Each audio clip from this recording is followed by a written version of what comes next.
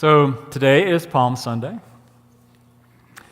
In Christianity, it's the beginning of what we know as Holy Week, the last week in the life of the one we know as Jesus of Nazareth, Jesus the Christ, our teacher, our way shower. And it is the week in which Jesus rode into Jerusalem on the donkey. He had his time in Gethsemane praying. He had the Passover dinner with his disciples. He was arrested. He was tried. He had this interview with Pilate, and all of these ideas, all of these events that happened in this one narrative.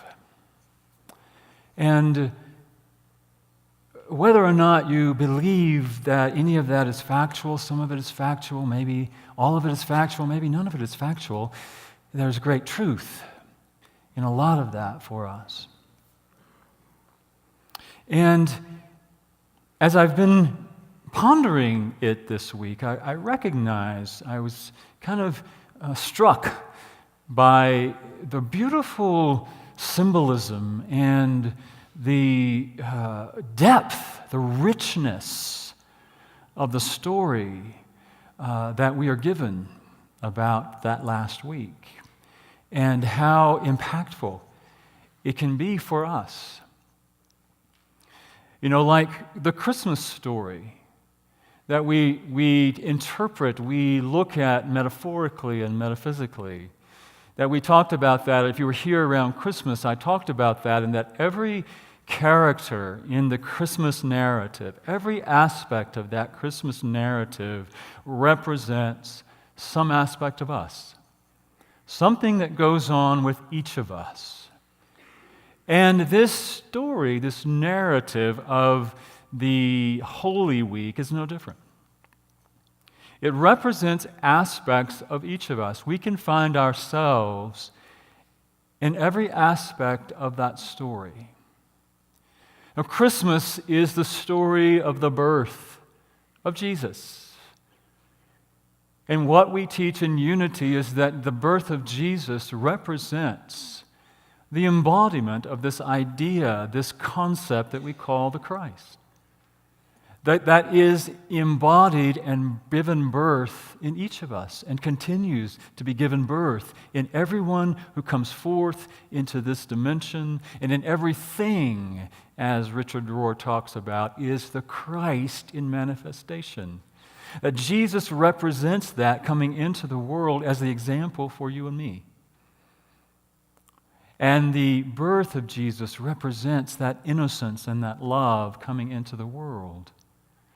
And then Easter really represents to me the matured Christ. The matured Christ that is possible within all of us.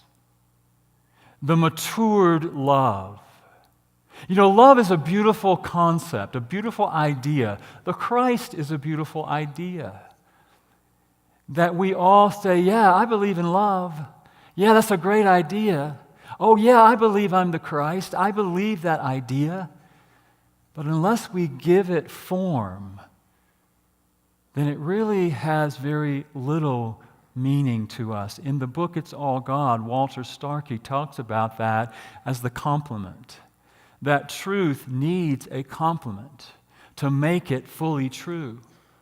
It's like Unity's fifth principle says, it's great that we know the truth, but we also have to live the truth.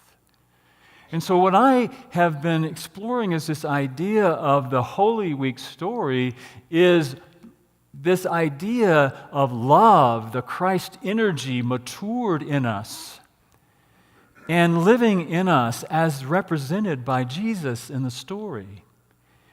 And everybody else in the story, everything else in the story represents other aspects of us, maybe more human aspects of us that we sometimes don't really want to look at. That we want to say, yes, I'm the Christ, and yes, I believe in love, and I'm going to live love, and I want to serve love. And yet there are aspects of us that don't always come into alignment with that. And I'm not here to give us any kind of guilt trip. I'm just here to presence it because I know it shows up for me, and I'm curious if it shows up for you. And it gives us an opportunity to make a conscious choice about what we're serving. Are we serving love? Or are we really serving something that is not, something more fear-based maybe? I don't know. So we look at the story, and the story begins, with Jesus coming into Jerusalem for the Passover celebration, which is the custom of the Jewish tradition. He rides into Jerusalem on a donkey, an ass. I saw this sign somebody posted on Facebook today, kind of a side. This has nothing to do with my talk, but I thought it was funny.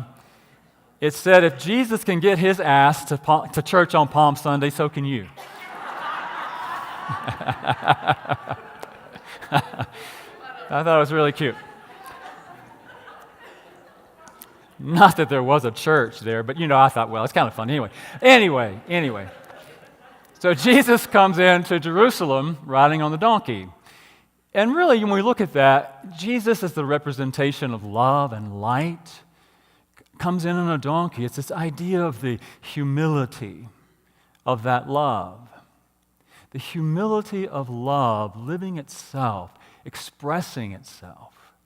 And what's happening as Jesus is riding into Jerusalem on a donkey is that people are greeting him by waving their palm fronds, which was really a custom of people. They would wave palm fronds for returning heroes or victors. So the palm fronds really represent victory, peace.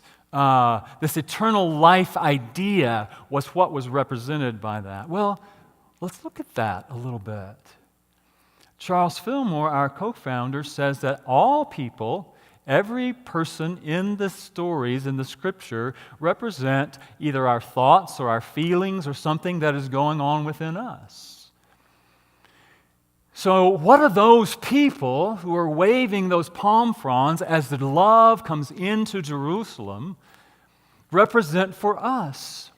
They're people, they're men and women. So if they're our thoughts and our feelings, then they're the thoughts and our feelings that are celebrating love, celebrating that energy of light and love, and we all have those within us. That we celebrate this truth, we celebrate love, and we believe that love is the power that heals, love is the power that unites and harmonizes. And so we celebrate that, don't we? With our thoughts and our feelings, we celebrate that. And so that is one aspect of us. Well, then Jesus goes to the temple. Jesus goes to the temple, and he sees the money changers there in the temple, and he gets upset about that, and he turns over the table. Well, somebody would say, well, that's not very loving, is it? But what that represents to me is that love is not some ooey gooey, soft emotion. Love is power. Love is strong. Love, when used with wisdom and compassion and understanding, standing in truth, represents love being true to what was important in that moment. But who were the money changers? What aspect of us is represented by the money changers? I think it's that aspect of me that would dare to desecrate anything that is sacred just for the sake of money. That aspect of me that would desecrate the sacred for the sake of money. And I can own that for me. What would that look like? What is sacred? The earth is sacred. Do I participate in desecrating the earth? The air is sacred. Do I participate in desecrating our environment? The land of native peoples is sacred. How have I participated in desecrating that? And so love shows up and says, we ain't having none of that. Wake up, people. This is sacred. And again, believe me, I'm not trying to give us a guilt trip. I'm just thinking, okay, here's love showing up. Am I showing up to serve love? Or am I showing up to serve mammon, so to speak? And there are times when I can own that for myself. So can we make conscious choices about that? Of course we can. And then there's other parts of the story where Jesus then goes to the home of Lazarus, his friend, who he raised from the dead, and Mary and Martha. If you remember the story, Martha's in the kitchen, busy, working, preparing the food. And Mary's just sitting at the feet of Jesus, just soaking it all up, And so Martha gets upset. Said, Jesus, tell Martha to get off her butt and come help me.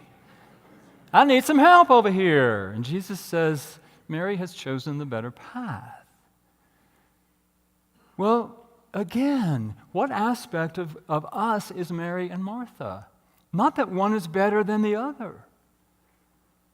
Sometimes we do have to work for love. We have to feed it. We have to nurture it. We have to support it. We have to give it a place to come and to be present. And we also have the opportunity to just be present with it. Both, I think, are in service to love. And our opportunity is to choose.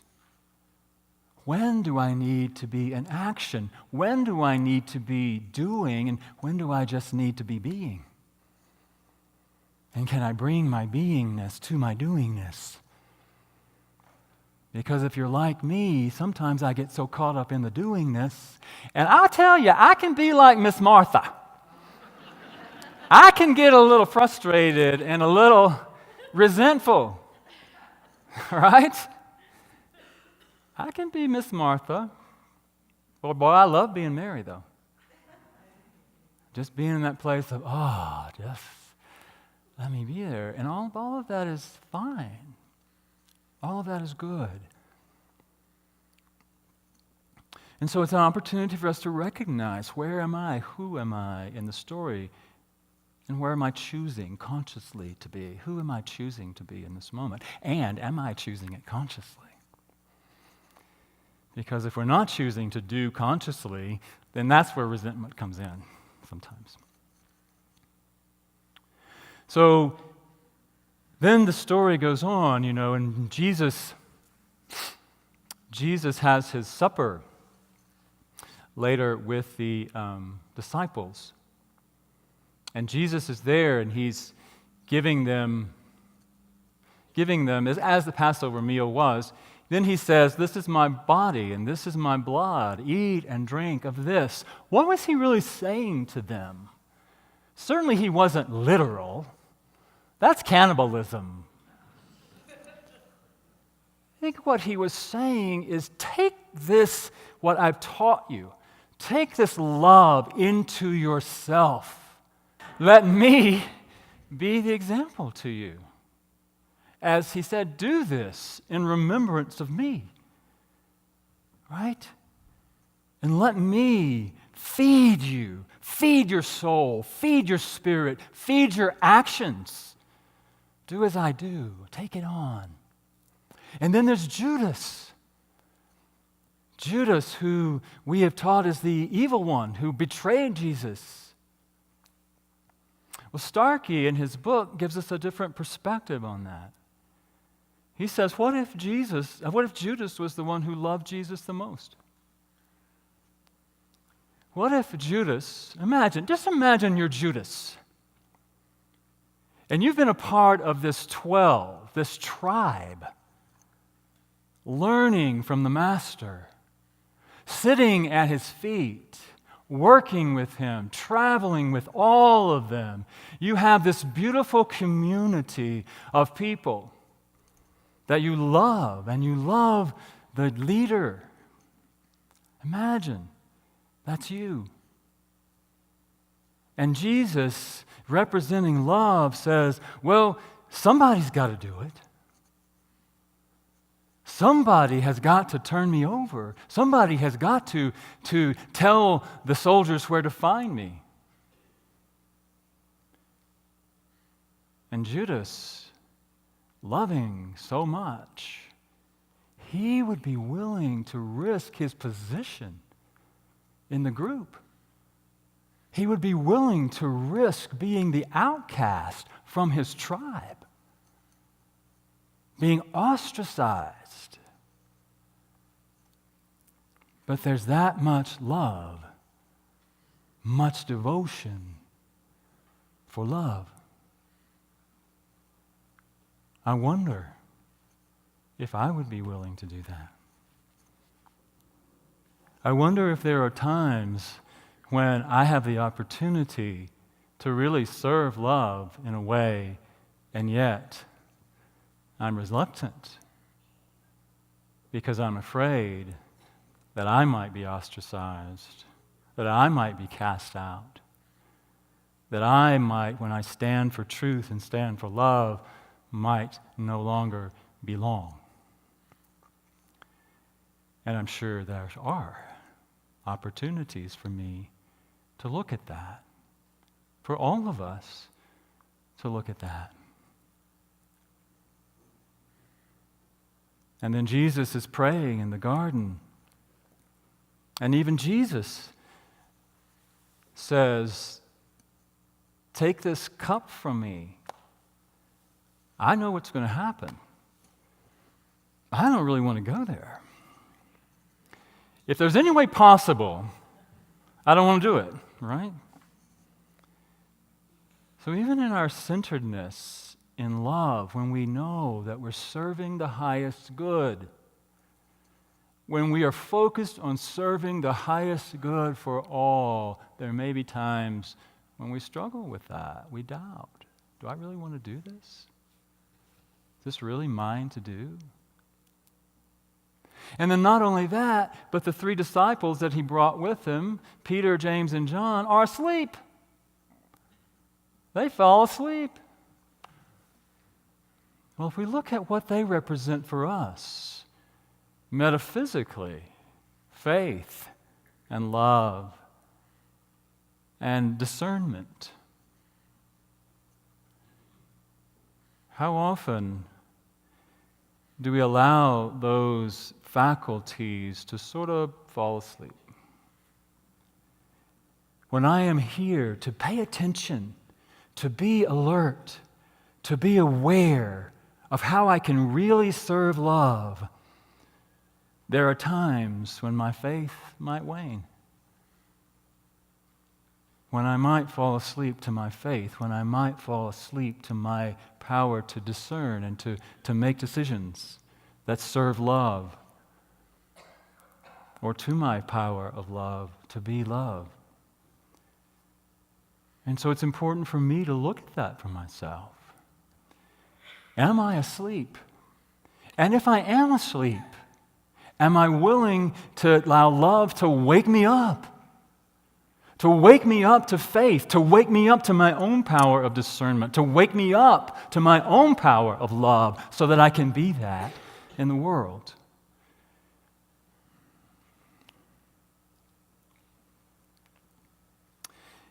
And then one of my favorite aspects of the story that I think is so important for me to look at is, again, it probably didn't happen literally, but there's a part of the story where after his arrest, Jesus has an interview with Pilate. Now, Pilate is a Roman, and Pilate is in charge of Israel, basic Jerusalem, anyway. And so they bring Jesus, love, to say love and light, in the presence of Pilate, who is the representative of the Roman Empire. He's a representative of the empire. And so Pilate asked Jesus, are you King of the Jews? And Jesus just quietly says, you say that I am. And then Jesus does not defend. He does not defend himself. He just lets Pilate do the talking. And he says, I was here. I just came to bear witness to the truth. That's what I'm doing here. That's all. And then Pilate, the representative of the empire, says, I can find no fault with this man, but I don't want to take responsibility. Now I'm just going to wash my hands of it. Don't blame me. He realized he's damned if he does, damned if he doesn't, right? So I don't want to have anything to do with it. Because he knew that if he let Jesus go, he would be at the mercy of the Romans, the powers that be, and probably the Jews. The powers of the Jews, the Sadducees and the Pharisees and the priests who really wanted Jesus dead. And so he washes his hands of it. And as I look at Pilate as a representative of the empire, I think about what aspect of me is in servitude to the empire. And I look at what aspect of me in servitude to the empire might be afraid that if I really stood for love, that I might lose my power, I might lose my money, I might lose my standing. So for me, what is that? The empire, to me, represents what I, as Pilate, get to enjoy as living in somewhat financial prosperity, my white privilege. For many of us, our Christian privilege. For some of us, our male privilege. For some of us, our straight, heterosexual privilege. For some of us, simply the privilege of being born in America.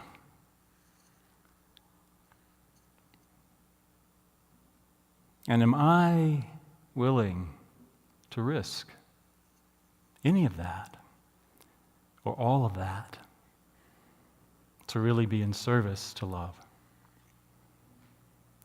To stand in love? Or am I going to be the one like Pilate to say, no, let somebody else handle it. Let somebody else do that. I'm comfortable. Right where I'm at. I'm comfortable. And so I think, as again I started saying this morning, love is a great idea. It's a great concept. We can all praise love. We can all have thoughts that say, yeah, love is a good thing. I feel it. I resonate with it. I'm excited about it. Especially when we come together, we gather together, and we're just loving each other. That's great. That's good. And can we be aware that love requires us, asks of us to do something, to stand for something, to stand for what matters, to stand in love as I believe Jesus represents in this story, to stand in this place of even being willing to surrender, to give up his physical life, to stand in love and to stand in nonviolence, to stand in a place of, I don't want to use the wrong word here, to stand in the place of truth in the face of the empire. And to say, I'm only here to be a witness for what is true. And I am here to be a witness for love. I'm here to be a witness for the truth that we are all divine, that the earth is divine, everything is divine. And when we get that,